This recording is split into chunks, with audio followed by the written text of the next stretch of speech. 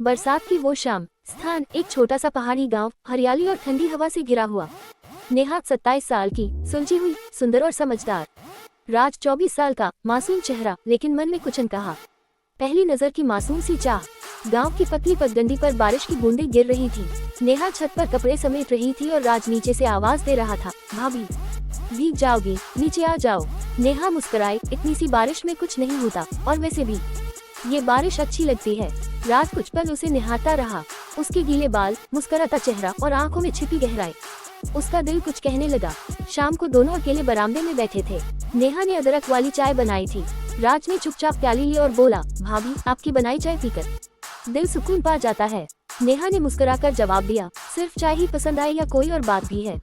राज थोड़ा झेप गया, पर फिर बोल पड़ा, आपको देखता हूँ तो लगता है कुछ तो अधूरा है मेरे अंदर, और आपसे मिलकर पूरा हो जाता हूँ।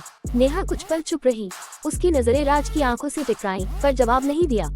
कुछ दिन बाद बारिश फिर से शुरू हुई। घर में सब लोग किसी शादी में बाहर गए थे, सिर्फ नेहा और राज ही थे। राज ने हल्के से कहा, भाभी अगर दिल की बात कहूँ तो क्या आप नाराज होंगी? नेहा ने बिना देखे कहा, अगर बात दिल से है तो नाराज नहीं, सोचूंगी जरूर। राज पास आ गया, धीरे से बोला, आपसे मोहब्बत हो गई है भाभी। ये गलत है शायद, लेकिन सच्चा है।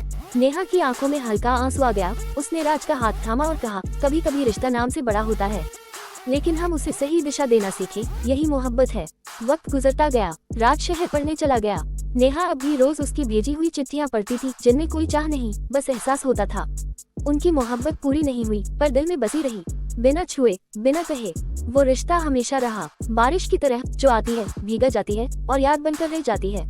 गांव के बस अड्डे पर एक लंबी कार रुकी। राज उतरा। पहले जैसे लड़खड़ाते कदम नहीं थे, अब आत्मविश्वास था। उसने पहली सांस गांव की हवा में ली और बुदबुदाया, मैं आ गया भाभी। घर पहुंचा तो देखा नेहा आंगन में तुलसी को पानी दे रही थी। उसकी नजर जैसे ही राज पर पड़ी, एक पल के लिए सब थम सा गया। नेहा तुम आ गए अचानक? राज मुस्कुराया, अचानक नहीं, काफी सोचकर आया हूँ। रात को सब सो गए। आंगन में दोनों बैठे थे, फिर वही चाय की प्याली और वही सन्नाटा। राज ने पूछा, आपने कभी मेरी चिट्ठियों का जवाब क्यों नहीं दिया?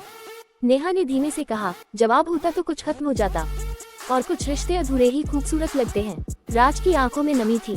मैं हर दिन आपकी एक चाय की याद में जीता रहा, आपने तो कभी पलट कर देखा भी नहीं। नेहा, पलट कर देखती तो टूट जाती। राज, मैं तुम्हें गलत रास्ते पर नहीं जाने देना चाहती थी। सुबह राज ने सबको एक बात बताई, मैं गांव में एक स्कूल खोलना चाहता हूँ और यही रहूंगा, अपनी जड़ों के पास। नेहा ने गौर से देखा, अब वो बच्चा नहीं रहा, वो अब समझदार इंसान बन चुका था। धीरे से बोली, अगर तुम यही रहोगे तो एक दोस्त की तरह रहना, पुराने जज्बातों को बोझ मत बनाना। राज ने सिर हिलाया, अब मैं सिर्फ आपका देवर नहीं, आपका अच्छा दोस्त बनना चाहता हूँ, और आपकी इज्जत करना मेरी मोहब्बत का असली रूप होगा। कई महीनों बाद गांव में स्कूल खुला। नेहा भी उसमें बच्चों को पढ़ाने लगी। अब राज और नेहा के बीच कोई शब्दों वाली मोहब्बत नहीं थी, पर एक गहरी समझ और इज्जत जरूर थी। जब भी बारिश होती, राज स्कूल की खिड़की से बाहर देखता और मुस्कुरा देता, क्योंकि उस बरसात में उसकी अधूरी मोहब्बत अब इंसानियत और रिश्ते की ऊंचाई बन चुकी थी।